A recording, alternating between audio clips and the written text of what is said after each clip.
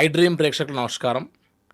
ఆచార్య శ్రీ కాకనూరు సూర్యనారాయణ మూర్తి గారి ద్వారా మనం ప్రతిరోజు తెలుసుకుంటున్నటువంటి కార్తీక మాసపు యొక్క విశేషత గురించి, అదేవిధంగా ఇవాళ ముఖ్యంగా 6వ రోజు కార్తీక మాసపు యొక్క విశేషత తెలుసుకునే ప్రయత్నం చేద్దాం. గురుగారు నమస్కారం. నమస్కారం అబ్బాయి. గురుగారు, ముఖ్యంగా ఈ కార్తీక మాసంలో చేసేటువంటి దానాలు, విశేషమైన దాన ఫలితం ఏంటి? అసలు దానాలు ఎందుకు చేయమని చెప్తున్నారు ఈ కార్తీక మాసంలో అనే విషయం గురించి కాస్త మీ యొక్క తప్పకుండా. మాటలో గురుగారు. దానం చేయండి అంటూ చెప్పని పండితుడు ఉండడు, చెప్పని ప్రవచనకారుడు ఉండడు. కానీ ఎవరు కూడా జేబులో ఉండే 100 రూపాయలు తీసి ఇవ్వరు. దానం లక్షణం ఏమిటి అంటే, మన వద్ద ఉన్నది ఎదుటివారికి అవసరమైనప్పుడే ఇవ్వాలి. అపాత్ర దానం అంటారు. చేతిలో నీటి చెంబు లేని వ్యక్తికి దానం ఇవ్వకూడదు. ఎవరి చేతిలో నీటి చెంబు ఉంటుంది? సదాచార నిష్ఠాగరిష్ఠుడైన వారి చేతిలో మాత్రమే నీటి చెంబు ఉంటుంది. గురుగారు, నీరులో చెంబు పెట్టుకుంటారు, దర్భలు వేసుకుంటారు, ఆపోయిష్టామ యోహవస్తామ ఆచమ్య కేశవాయ స్వాహ సదా కమండలం చేత పుచ్చుకుని ఉంటారు. ఎవరి చేతిలో కమండలం ఉంటుందో, కలియుగంలో కమండలం వాడకూడదు, చెంబు వాడాలి. ధర్మసింధువు. గురుగారు, నీరు కారణంగా దానం ఇవ్వాలి. కామో దాత కామ ప్రతిగ్రహీత. ఇస్తినమ్మా వాయనం, పుచ్చుకుంటున్నమ్మా వాయనం, ఇద్దరికీ పుణ్యం కలిగించాలి. గురుగారు, ఎటువంటి వాడు దానం ఇస్తే ఎవరు తీసుకున్నారు? బలిచక్రవర్తి దానం ఇస్తే వామనుడు తీసుకున్నాడు. శుక్రాచార్యుడు చెబుతున్నాడు, వచ్చినవాడు సామాన్యుడు కాడయ్యా బాబు, గురుగారు, విష్ణువే వామనుడే వచ్చాడు, త్రివిక్రమావతార స్ఫురణ, కాబట్టి తర్వాత ఇస్తానులే అనేసి అయ్యకూడదా? కుదరదు. వింధ్యావళి తన ఇల్లాలు నీళ్లు పోస్తూ ఉంటే బలిచక్రవర్తి వామనుడి కాళ్ళు కడిగి త్రిపాదధరణీం దాస్యామి అన్నాడు. దానం చేయడంలో ఇంత అర్థం ఉంది. మనకు పనికిరానిది, మన వద్ద అధికంగా ఉన్నది, మనకు ఉపయోగం లేనటువంటిది, మనకు ఇప్పుడు అవసరం లేనటువంటిది, పాడైపోయింది, పనికి మాలింది, ఇలాంటి వాటిని దానం ఇవ్వకూడదు. గురుగారు, ఎవరికో దానం ఇవ్వాలి అనగానే, దానం ఇవ్వాలట కదా, కాస్త వేరే బియ్యం ఉంటాయి, ఆవుకు పెట్టాలి కదా, నూకలు తీసుకురండి. పూజా బియ్యం, పూజా నూనె, సమస్త కల్తీ పదార్థాలవి. పూజ కోసం సామాగ్రి వేరేనా? మన కోసం సామాగ్రి వేరేనా? అంటే మనం వేరే, దేవుడు వేరే. ఎందుకు మరి ఆ దేవుడు అడిగాడా నీ పూజ? గురుగారు, కాబట్టి కార్తీక పురాణంలో కార్తీక మాహాత్మ్యం 10వ రోజున ఉన్నాం మనం. ఏం చేసినా వాస్తవంగా చేయాలి, మనసులో ఏదుందో అలా ప్రవర్తించాలి, ఇది ముఖ్యం. గురుగారు, దానం చేస్తే తీసుకున్న వ్యక్తి బాధపడకూడదు, అలాగే ఇచ్చిన వ్యక్తికి బాధ కలగకూడదు. గురుగారు, అప్పు చేసి దానం కూడా ఇవ్వకూడదు, ఇది ముఖ్యం. దానం చేస్తే కలిగే ప్రయోజనాలు 2. ఒకటి, దానం తీసుకున్న వ్యక్తి ఆ వస్తువును స్వీకరించి కృతజ్ఞుడై ఉంటాడు. గురుగారు, మళ్ళీ ఆ పదార్థం కోసం నీ దగ్గరికి వచ్చే అవకాశాలు ఉంటాయి. గురుగారు, కనుక అంతకాలం నీకు ఆయుర్దాయం పెరుగుతుంది. అతడు మళ్ళీ వచ్చేటప్పటికి నీవు బ్రతికి ఉంటావు. ఆ వస్తువు ఇచ్చేంత ఆర్థిక స్థోమత నీకు భగవంతుడే పెంచుతాడు, సంపద కలుగుతుంది. గురుగారు, ఈ మాసంలో దానం అంటే అర్థం లేదు అన్న శబ్దం నోట రాకూడదు. నిండుకున్నది, తర్వాత ఇస్తాను, ఉదయం తప్పకుండా ఇలా మాట్లాడాలి అని కూడా పెద్దలు చెప్పేవారు. గురుగారు, పూర్వం రఘుమహారాజు సంపాదించిన సమస్తాన్ని ఒక రోజున దానం చేసి మళ్ళీ కొత్తగా సంపాదించే కార్యక్రమం చేసేవాడు. గురుగారు, వేదం ఉపనిషత్తు చెప్పిన ధర్మం కూడా ఇదే. నకంచన వసతో ప్రత్యాచక్షీత తద్వ్రతం ప్రాణోవా అన్నం. సంపాదించాలి, పంచిపెట్టాలి. రఘుమహారాజు సూర్యాస్తమయ సమయానికి అంతా దానం చేశాడు, ఏదీ లేదు. ఆ సమయంలో ఒక మహర్షి కుమారుడు వచ్చేసి, రేపు నేను సత్రయాగం చేస్తున్నాను, మీ వద్ద ఏదైనా ధనం కావాలి. ఏదీ లేదు, లేదనకూడదు. మహానుభావ, సూర్యాస్తమయం సంధ్యావందన సమయం, విశ్రమించండి, రేపు ఉదయం మీరు ధనంతో బయలుదేరతారు. అతడు వెళ్ళిపోయాడు. రఘుమహారాజు మాతలను పిలిపించి, మనం ఈ రాత్రి కుబేరుడి మీదకి యుద్ధానికి పోతున్నాం. అదేమిటి, భూమండలం మీద రాజులందరూ అయిపోయారు కాబట్టి అక్కడికి పోదాం. కుబేరుడు భయంతో ధనవర్షం కురిపించాడు.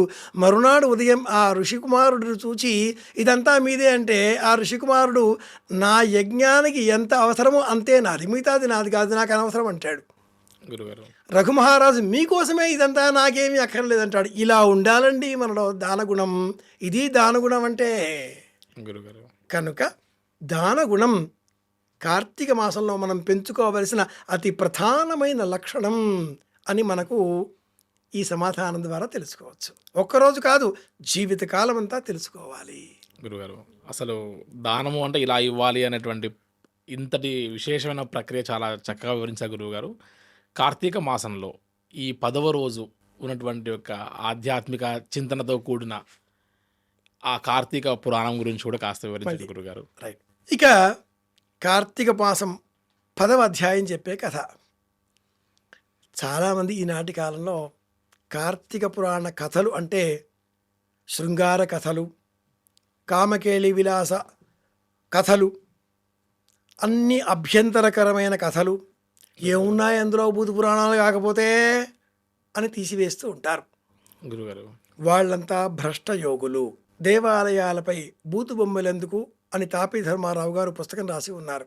గురుగారు, అవి ఎలాంటి ప్రయోజనాన్ని ఇచ్చాయో ఇలా మాట్లాడే వాళ్ళ మాటలు కూడా అంతే ప్రయోజనాన్ని ఇస్తాయి. గురుగారు, కథ వెనుక ఉండే అంతరార్థం గ్రహించాలి. షుగర్ కోటింగ్ వేస్తారు టాబ్లెట్కి, కెమికల్ లోపల ఉంటుంది. ఈ 10వ అధ్యాయంలో ఒక మహిళ గురుగారు, దురభ్యాసాలకు లోనై గురుగారు, లౌకికమైన కామ ప్రక్రియలకు ఇష్టపడి పలువురితో జీవనాన్ని కొనసాగించి ఈనాటి కాలంలో వీళ్ళే ఎక్కువగా కనిపిస్తున్నారు. మహిళను అనే అవసరం లేదు, మగవారు కూడా ఎవరు తక్కువ కారు. ఇక్కడ తగ్గేదేలా అన్న మాటతో స్త్రీ పురుషులు ఇద్దరు కూడా ఇదే మార్గంలో పోతున్నటువంటి నేపథ్యంలో గురుగారు, కామభావన అన్నప్పుడు ఒక ఇల్లాలు ఒక భర్త అంతే. అలా కాకుండా ఎవరికో ఇల్లాలు ఎవరికో భర్త వాళ్ళిద్దరూ కలిసి ఇంతకంటే నా శ్రీలంకి ఈర్తయే దేత, ఇంతకంటే ఎక్కువ మనం మాట్లాడకూడదు. కానీ అందరికీ అర్థమవుతుంది తృతీయ పురుషార్థం ఇది. గురుగారు, ప్రపంచానికి ఈ తృతీయ పురుషార్థం ఒక వేద సమానమైనటువంటి శాస్త్రంగా, శృంగార శాస్త్రంగా వాత్స్యాయనుడు, బాభ్రవ్యుడు, శూద్రకుడు, మహానుభావులు ఇది ఒక యోగశాస్త్రంగా అందించినటువంటి మన దేశం ప్రపంచానికి ఆదర్శప్రాయంగా ఉన్న దేశంలో ఇంత విశృంఖలత్వానికి కారణమేమిటి? సహజీవనాలు పెరిగిపోవడానికి కారణమేమిటి? కార్తీక పురాణం చదవకపోవడమే, జ్ఞానం లేకపోవడమే. ఈ 10వ అధ్యాయం ఏం చెబుతుంది అంటే, గురుగారు, అలా పశ్చాత్తాపం చెందిన ఆ మహిళ పలువురితో జీవితాన్ని గడిపిన అనంతరం ఆ వ్యక్తి కూడా పశ్చాత్తాపం కంటే మించిన ప్రాయశ్చిత్తం లేదు. పశ్చాత్తాపం అన్న తర్వాత ఆ పని మళ్ళీ చేయరాదు. గురుగారు, యద్రాద్రియాత్ కురితే పాపం తద్రాద్రియాత్ పరివర్తతే అని వేదవాక్యం. అవును గురుగారు, వేదాన్నే ఈ పురాణాలు చెబుతాయి. ప్రాయశ్చిత్తం అనగానే ఉపవాసం పాటించాలి. కృతే సకల దోషార్థం ప్రాయశ్చిత్తం అభోజనం. గురుగారు, తీసుకున్న ఆహార పదార్థాల కారణంగా శరీరంలో కోరికలు పెరిగి, కామవాంఛ పెరిగి, బలీయమై భౌతికమైన విషయ భోగ వాసనలలో పడి కొట్టుకుపోయినప్పటికీ ఎక్కడో ఒక చోట మలుపు వస్తుంది, గురుగారు, తిరిగి రాక తప్పదు.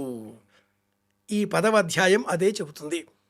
చెడిపోకుండా, చెడిపోతే ఎలా ఉంటుందో చెప్పి చెడిపోకండిరా నాయనా అని బోధించడమే ఈ 10వ అధ్యాయంలో ఉండే అంతరార్థం.